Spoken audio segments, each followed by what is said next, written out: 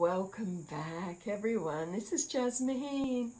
We're talking about or going into a series called What Happens When We Die. And one of the things that Jenny, who sent me all these questions, was saying that so many people, myself included, we have lost so many that we love in these last few years.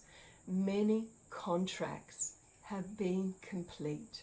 There is a mass exodus time on earth right now. We've already, with the current situation, had so many people drop their physical form and transcend this zone and go into another zone. And this is a question we covered before about where do we go? And the next one is, can we meet people we know? And again, we recommend that you absorb the research of the clinical hypnotherapists Dolores Cannon and also Dr. Michael Newton. Their fields of specialty for some of their work is very much the life between life reality. And for me, I know when I absorb other people's research, what's truth for me. I have a strong intuitive sense of, yep, that rings true. And that's using our discernment. So when you gobble up other people's research, just take on board what your heart, what your inner being feels to be a truth for you. What's interesting is the amount of experiences I've had with dead people. I began meditation when I was about 16, and so soon after that, many who had left their physical form would come into my field and ask me to give messages to their loved ones. And I used to say, why can't you deal direct? And they'd say, well, they're too deep in grief. They're so deep in the human emotion of loss and grief, they can't feel the subtle energies of my presence. But you can, because every day you take yourself into the vibration that's always there for us of the deepest peace, where all can be shown and all can be known if you're prepared to let go of the duality hologram regularly.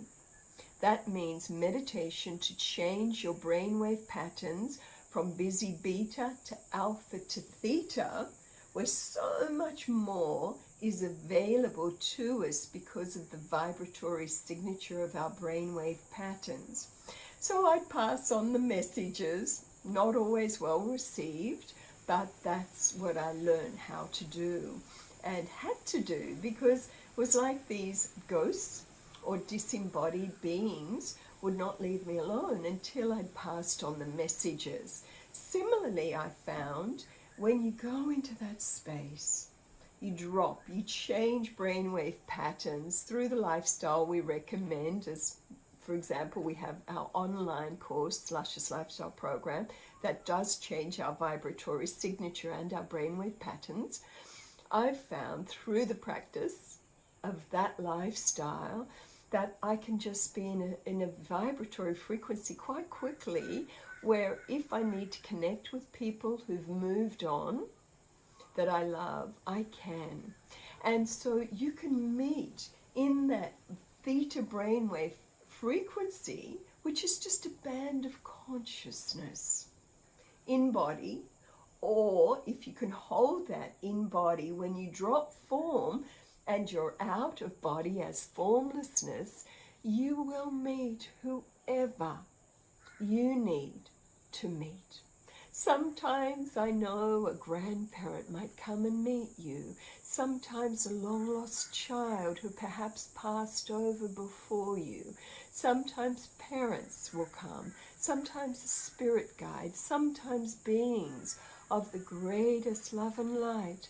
Sometimes soul family from other star systems will meet you. It will all depend on the level of consciousness that you are holding at your exit time.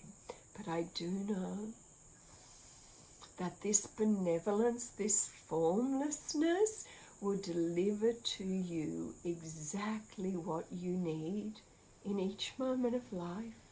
And once you finally, as formlessness, as essence, drop your physical form.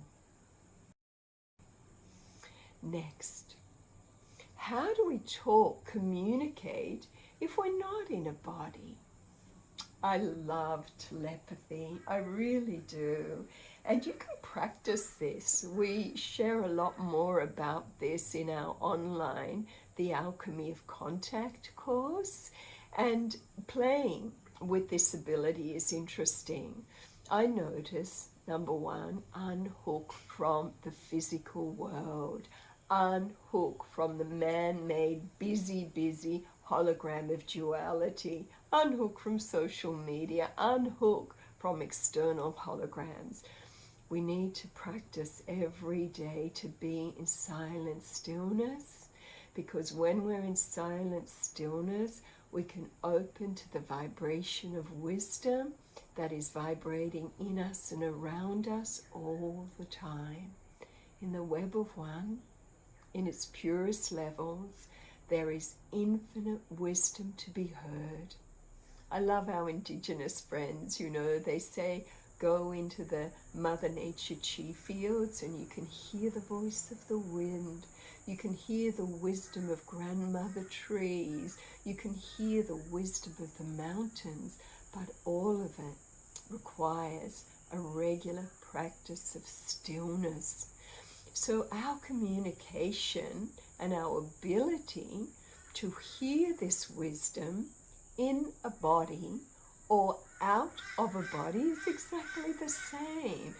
We work a lot when we're bodiless with what we call the languages of light, which is vibrations of consciousness that interact and attract and carry everything we need.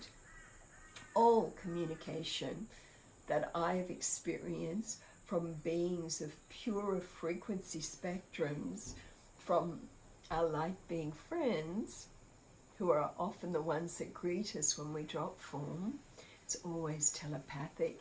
And I love they cross language barriers. The language of telepathy is not restricted to English. There's no translation, or Spanish, or French, or Russian, or anything. None of that is required. It's all transcended.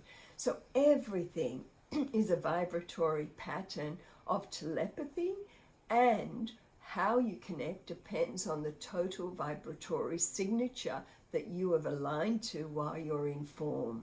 And every time formlessness drops into form, you come in on the frequency you exited on, you grow, you learn, you gain wisdom, you gain virtues, you exit at a different frequency and rest a while and then come back in.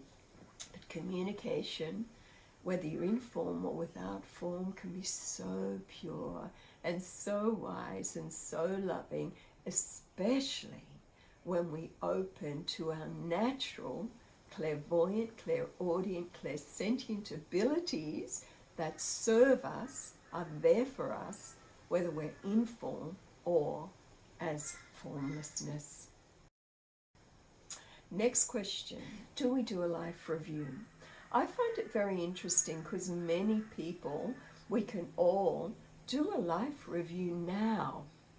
Why wait till we die? Thomas Mellon Benedict did the life review. Remember, he was out of body with no signs of life. He was in an expanded awareness for over an hour and a half. When he came back, there was no brain damage. Isn't that interesting that you can be exhibiting all the clinical signs of being dead, and others I've heard of who've drowned? She's curious, Kat. Others have drowned, been underwater. You'd expect them to have brain damage. They've gone into a massive experience of who they really are, of their true nature. Then they've chosen to come back, continue their body in this life, and they've been healthier than ever before. Cancer's cleared, like Anita Morjani, brain cancers, tumours, all of that gone, as in Thomas's experience and others as well. So let's go on to this question again, a life review. If you read the research that is out there, especially through deep hypnosis, you'll find that many people talk of having undergone a massive life review. Others who are in that state of they could go or they're not quite going and the soul is still deciding, have been in that suspended state where they've done a life review to identify the causative factor of their disease, for example. But I say to you, why not do it now?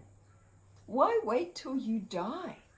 Each moment is a brand new moment.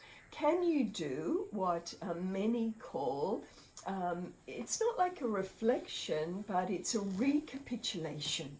I like that word, where you take time and you look back at your life and you ask yourself honestly, did I do the best that I could in every situation? Most of you will say no. So then we ask yourself this, did I do the best I could do in every situation according to the consciousness that I had at the time? And often you'll say yes. According to who I was, my understanding, my consciousness at the time, I did the best that I could. So if you didn't, if you have regrets, can you, if you have unfinished business through doing recapitulation, can you go back and fix it? Can you go back and say you're sorry? Can you try and mend? Can you come into a point while you're alive today so that when you exit, you have absolutely no regrets? Now, if you've done that in the life, will you go through a massive life review when you drop form? Probably not. Why is there a need for that? I had a friend and he went through this massive recapitulation process probably when he was about 50, and he realized that all the things that he'd done that were hurtful to himself and hurtful to others in his life, he could identify that it was all related to alcohol. So he decided, after he did recapitulation, imagine people in front of him that he'd hurt. You can do it in meditation, saying, I'm so sorry, asking for forgiveness, asking to rebalance, to start again. After he did that and realized the common denominator of his behavior of being less than the best version self he could be was connected with alcohol, he then decided he would just never drink again. And so that was well over 20 years ago, nearly 30 years ago, and he hasn't drunk since then. So why not do your life review now? Do it today. Okay, let's go on to Jenny's other questions in the next part of this sharing.